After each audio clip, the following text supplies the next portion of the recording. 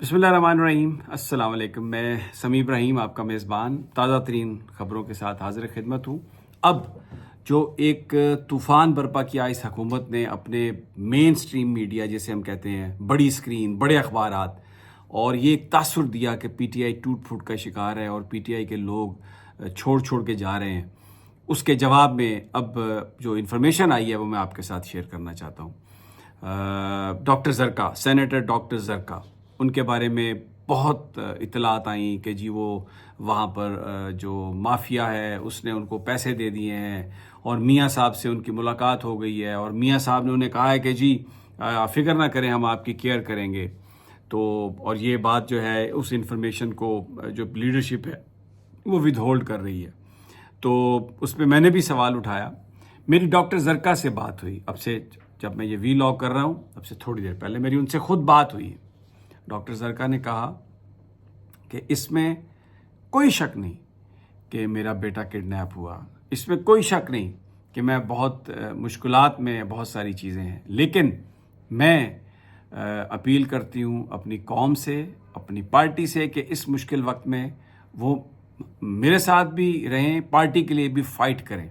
We need press. लेकिन ये कैसे कोई सोच सकता है कि मैं अपने कायद के साथ को बेवफाई करूँगी, या मैं अपना जो मेरा पॉलिटिकल कैरियर है, या मैं जिस ख़ानदान से ताल्लुक़ रखती हूँ, जिस तरीके से मैं खड़ी रही हूँ और मेरा ख़ानदान पॉलिटिक्स के लिए, असूलों के लिए खड़ा रहा है, ये कैसे मुमकिन है कि मैं यहाँ पे खान को बिट्रे करूँ या मैं कोई ऐसी तरमीम का हिस्सा बनूँ जो पाकिस्तान में आइन को बिगाड़ रहा है या जिसका मकसद पाकिस्तानी कौम को ग़ुलाम बनाना है। ये कैसे मुमकिन है? मैं बिल्कुल ये मेरे से ख़ुद उनकी बात हुई है और बड़े उस माहौल में बात हुई है और वो ज़ाहिर है मीडिया में ख़बरें आ रही होती हैं, वो हर तरफ से वो जवाब भी नहीं दे पाते। लेकिन मैं आपको ये बताना चाह रहा हूँ कि डॉक्टर ज़रका इस वक्त पीटीआई में हैं और इमरान खान साहब की जो फ़िलॉसफी है उसके साथ खड़ी हैं। बड़ी मुश्किल हालात का सामना है उन्हें, उनके कारोबार बंद कर दिए गए, क्लिनिक्स पर छापे, उनके बच्चे को किडनैप किया गया, उनको बड़ी धमकियां दी जा रही हैं, लेकिन इसके बावजूद वो डट कर खड़ी हैं और वो आप तमाम लोगों से ये अपील करती हैं और तवक्को रखती हैं कि आप जहां इमरान खान के लिए फ़ाइट पुट अप कर रहे हैं, तो इमरान खान के वो सिपाही जो इस वक्त सिर्फ इसलिए मुश्किल का और मुसीबत का शिकार हो गए हैं कि वो भी इमरान की फ़िलॉसफी के साथ खड़े हैं, तो उनके लिए भी दुआएं मांगी जाएंगी और उनका भी जो काज है उस पर बात की जाएगी। दूसरा एक और अहम नाम रियाज फतेहाना साहब का, टोबा से, वहाँ से वो एमएनए हैं, सदाबहार एमएनए हैं, हमेशा जीतते हैं, बड़े पॉपुलर फिगर हैं, खान साहब के साथ उनकी बड़ी इंटरेक्शन रही। उनके बारे में भी ये इत्तलात है। मैंने भी ये सवाल किया था कि शिबली साहब अगर आपके पास कोई इन्फॉर्मेशन है तो आप बताएं, वो कि जी वो पाकिस्तान आ गए हैं और वो वोट देंगे तरामीम के हक़ में। तो मैं आपको ये बताना चाह रहा हूँ, मेरे उनके बहुत ही करीबी साथियों से मुलाकात यानी टेलीफोन पर बात हुई है। रियाज फतेहाना अभी पाकिस्तान नहीं आए, उन पर बहुत ज़्यादा दबाव है, उनके बेटे को छोड़ा गया, फिर दोबारा पकड़ लिया गया, और मेरे पास ये इत्तलात हैं कि उनकी जो अहलिया हैं वो भी शदीद मुश्किलात का शिकार हैं और उनको रियाज फतेहाना साहब को मुख्तलिफ़ तरीक़ों से मजबूर भी किया जा रहा है। उनको कहा जा रहा है कि ये जितनी वो मतलब बहुत ही परेशानी के आलम में शायद उनके साथ मैं बस ये कहूँ कि उनके जो साहबजादे हैं उनकी शायद आवाज़ें भी उन्हें सुनवाई गई रियाज फतेहाना साहब को ब्रेक करने के लिए। लेकिन रियाज फतेहाना ने एक बात कही है, उन्होंने कहा कि देखें, हम पाकिस्तानी फ़ौज के ख़िलाफ़ नहीं हैं, हम किसी चीज़ के मैं ख़िलाफ़ नहीं हूँ, लेकिन ये वोट जो मुझे मिला है, ये वोट मुझे मिला इमरान खान के नाम का।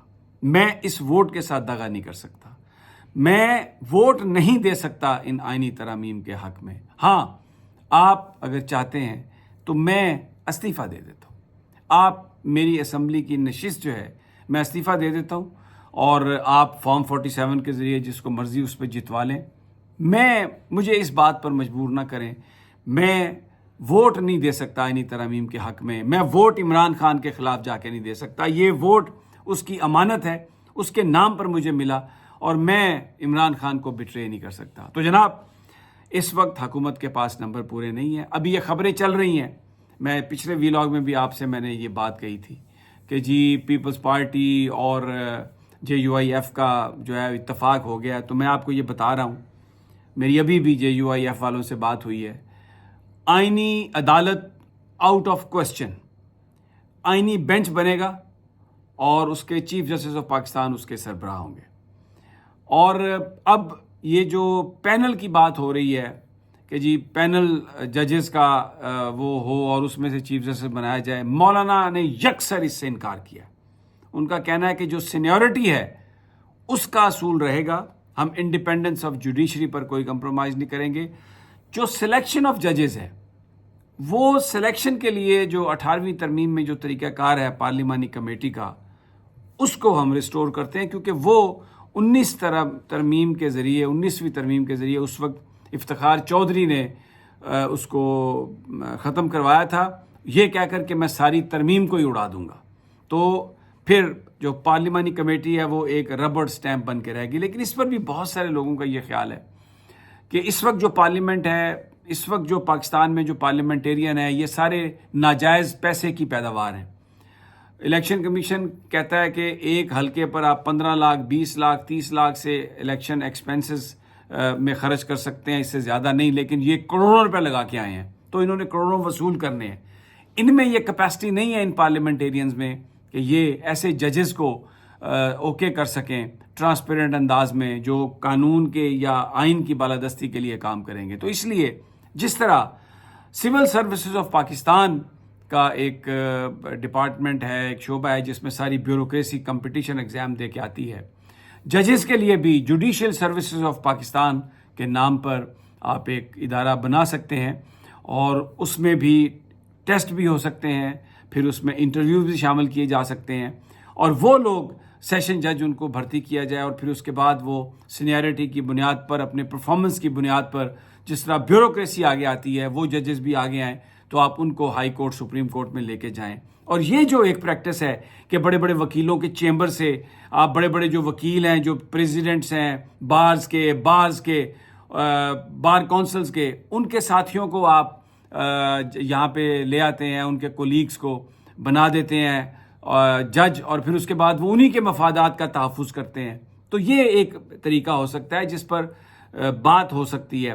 اسی لیے کامران مرتضیٰ صاحب نے یہ کہا کہ آئینی بینچ بناتے ہیں اور اس کو 2-4 سال موقع دیتے ہیں، اگر وہ توقعات پر پورا نہیں اترا تو پھر بعد میں آئینی کورٹ بھی ہم بنا سکتے ہیں۔